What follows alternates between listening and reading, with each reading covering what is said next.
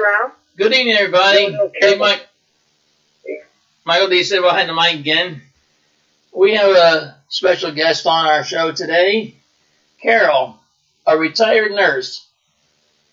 She's going to tell you just like it is. She won't hold no bars. And Carol, how are you today? Carol, how are you today? I just want to wish everybody a happy International Nurses Day, which it is today, and thank all the nurses and ancillary personnel for their dedication to the profession, all that they offer, and say thank you, all of you. Mm-hmm. And this is Ron, and I want to ask Carol a quick question. Carol, you're an RN, right? A registered nurse, but you're is that correct? Yes, that is correct. Okay. How many years in the as an RN did you have? 21. Actually, it's more than that. I'm just talking about active years where I, was working actively in it. 21 years. But actually, it's a lot longer than that since I've been a nurse. And I always say, once a nurse, always a nurse. Okay, I'm sure Mike has some questions for you to do with this getting back to normal. How fast should we move getting back to normal? Mike, what's your questions? Exactly what you said. Carol, how long do you think it's going to take for us in the United States to get back to normal alone? All right.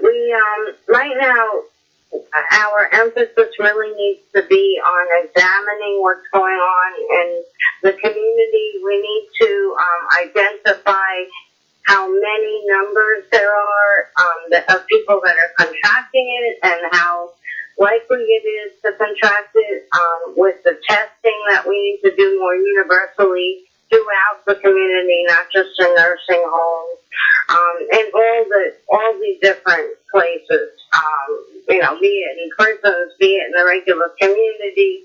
There are so many cases that are still, present at this time. And the numbers, the more that we're attempting to open up businesses and places at this point, the higher the levels of the virus being contracted in the community. So we really need, at this time, to examine that more closely and hopefully to come up with some ideas on how it is that we can identify as early on as possible the virus that we've contracted so that we don't spread it among ourselves the way that we're doing right now. Unfortunately, this virus, a lot of the symptoms that we have initially, we don't realize the significance and how dangerous condition that we're actually in. And in too many cases, it is the fact that people can die within 1 or 2 days of having symptoms that they recognize as being something that calls attention to it, where they would even go to the hospital. It's just unbelievable. That is why testing is so important, and we need to really stress that. We need to make that available amongst all of us in order to determine the actual amount of people that are contracting the virus. And we can't make any decisions as far as how we're going to go about reopening the community and businesses up until we do that. I have a quick question for you, Carol. Mm-hmm. And not that we're bringing politics in this at all, but I recently heard that the House is divided on how soon we come back. One party wants to rush right back into normalization, and another party wants to take it slow. Which do you agree with, and why would that be? Well, I very strongly feel that we need to take it more slowly and examine exactly where we're at with this and to come up with better answers to how it is that we prevent contracting the virus. We haven't done that yet. but we're doing as well as we can with our social distancing and our wearing of masks, but it is not enough that we're able to do at this point where we're able to reopen our, places of business. These things are material things. Our civilization has been able to start over from scratch many, many times over. But the gift of life is such a precious gift that we cannot just ignore and just, pass over and feel that it's not as significant as our economy.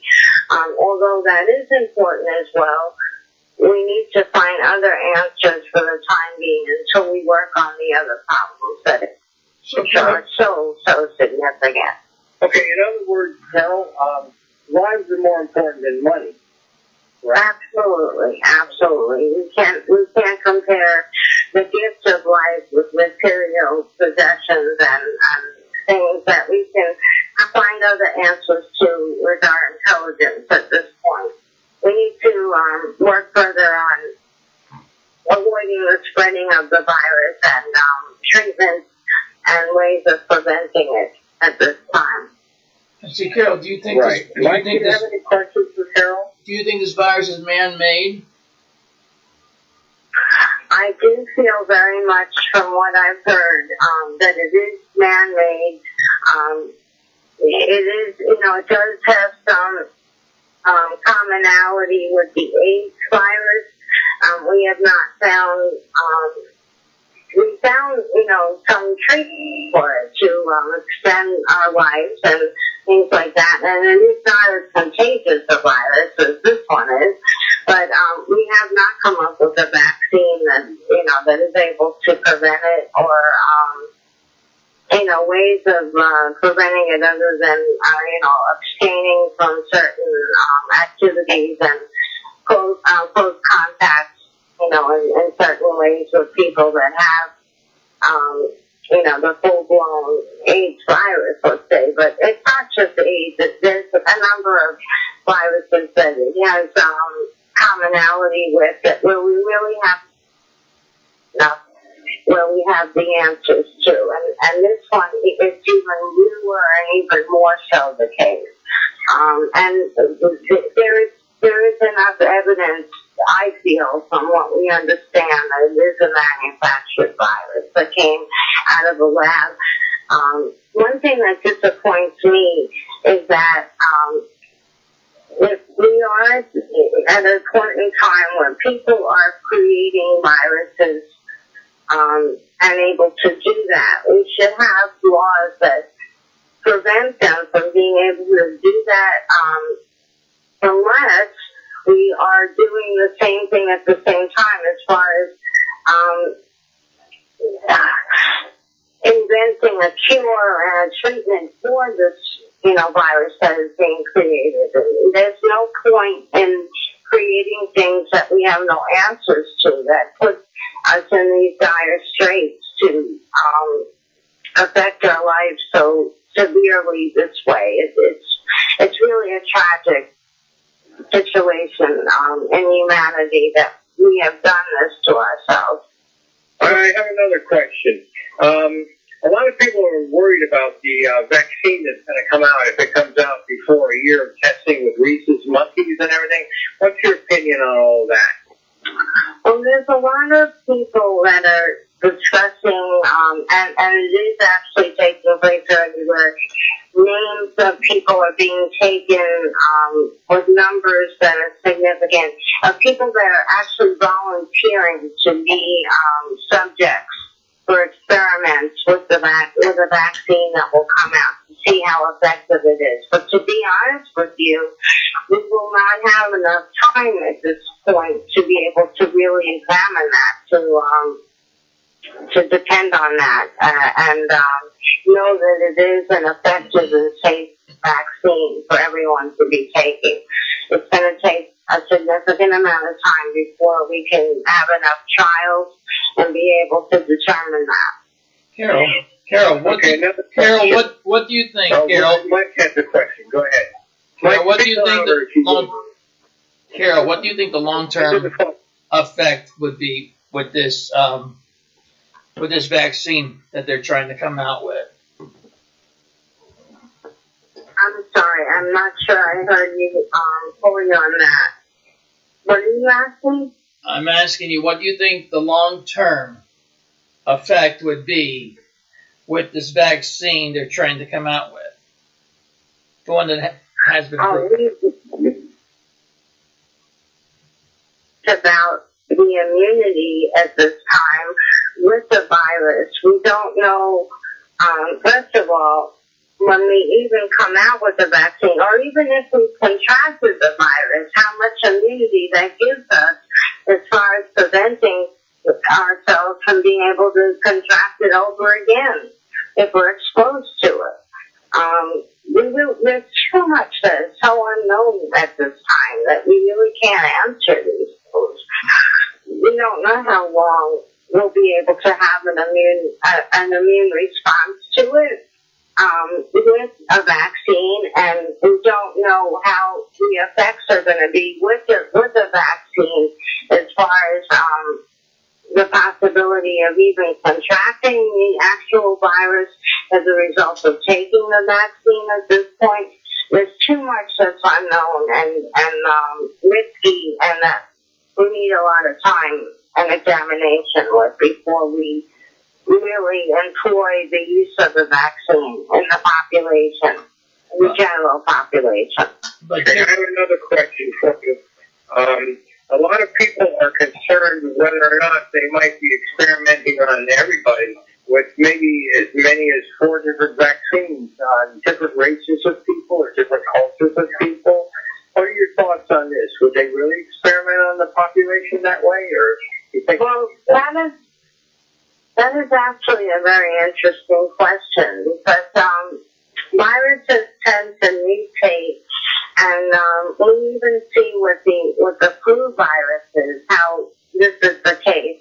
We'll have some type of a flu shot that's available every year, and it doesn't necessarily prevent us from contracting different strains of the flu. It may make it that it's less likely that we'll have severe symptoms of the flu, no matter what strain it is. But we have not come to the point where we can say that whatever we're taking, it's avoiding us actually having the flu, and many people will have it very seriously. Let's say even in the case of the flu, where there's enough incidence of deaths that happen as a result. Right, but Carol, do you think it's a far-fetched fantasy some people have that they'll actually have 4 different no,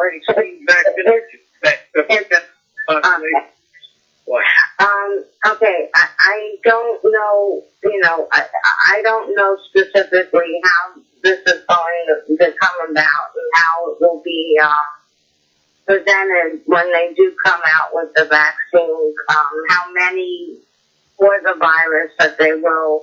I guess what will be worked on will most likely be the strains that are most prevalent and significant in the community at the time that we're talking about, when they do actually have a vaccine available. I don't know how many, let's say, mutated viruses. We're quarantining ourselves as soon as we notice any symptoms. We need to all be aware of what the most significant symptoms are that we would have in order to quarantine ourselves and prevent spreading the virus, and also to do the testing widespread in the general population at this point. Okay, thank you. Thank you, Ron. Thank you, Carol, for being on today. And I hope, Carol, that you'll be on other shows with us as well. At this point in time, I'd like to thank our first responders for the wonderful job that they're done, as well as all the nurses. What a knockout job they do. With that thought in mind. Yes, I want to say thank you, Mike, for saying that. And I want to say that to all the nurses that you are appreciated so much for all the dedication and the heart and the work that. So until next time. Don't forget, tune in on Mikey D.